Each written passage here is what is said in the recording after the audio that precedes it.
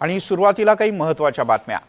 बाळासाहेब ठाकरे यांच्या जन्मशताब्दीच्या निमित्तानं आज दोन्ही ठाकरे बंधू पुन्हा एकदा एकाच मंचावर आले होते। यावेळी राज ठाकरे यांनी पहिल्यांदाच शिवसेना का सोडली यावर भाष्य केलं।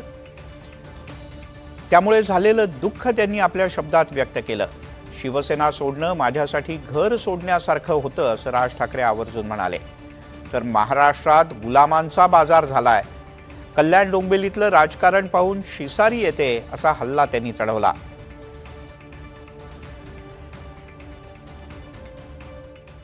पण आज महाराष्ट्राची आणि देशाची जी राजकीय परिस्थिती निर्माण झालेली आहे, म्हणजे गुलामांचा बाजार, आणि हे सगळं महाराष्ट्रामधलं सगळं चित्र पाहिल्यानंतर कुठेही जा तुम्ही, हे सगळं चित्र पाहिल्यानंतर आज मला असं वाटतंय बाळासाहेब नाही येत ते बरं आहे।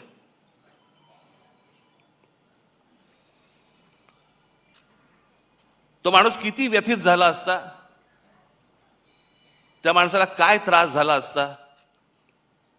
मी ज्यावेळेला बाहेर पडलो त्याच्या वेदना वेगळ्या होत्या। माझ्यासाठी पक्ष सोडणं नव्हतं, माझ्यासाठी घर सोडणं होतं।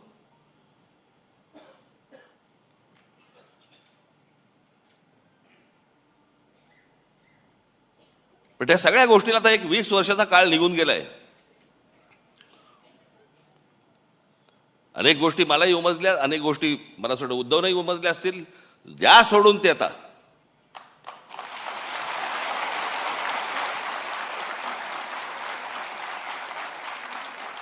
बाळासाहेब कलानगरमध्ये अशी फेऱ्या मारायची, आणि मला असं वाटतं ही गोष्ट असेल 86ची वगैरे, 86 नाही, 85 84 सालची गोष्ट असेल। आणि त्यावेळेला प्रमोद महाजनांना बाळासाहेब असं म्हणाले होते की प्रमोद, या देशातल्या हिंदूंना मी हिंदू म्हणून मतदान करायला लावीन आणि हिंदू मतदार तयार होतील। प्रमोद महाजन बोलले, बाळासाहेब शक्य नाही आहे या देशामध्ये। ते बोलले, तू बाळासाहेब मला ओळखत नाहीस। आणि बाळासाहेबांनी या देशामध्ये हिंदूंना, हिंदू एक राजकीय शक्ती बनू शकते हे या देशामध्ये बाळासाहेबांनी सिद्ध करून दाखवलं। तोपर्यंत इतरांना कोणाला माहीत पण नव्हतं, कल्पना देखील नव्हती, भारतीय जनता पक्षाला देखील नाही। पण ज्या माणसाने, अर्थात त्यावेळेचं वातावरणच वेगळं होतं। त्यावेळेला वातावरण हे काही तयार केलेलं वातावरण नव्हतं, ते झालेलं वातावरण होतं। आणि त्या वातावरणामध्ये त्या बाळासाहेबांनी ज्यावेळेला तो विचार ज्यावेळेला या देशामध्ये फुंकला, आणि त्याच्यानंतर जे यश सर्वार्थाने यायला लागलं, आज जर बाळासाहेब असते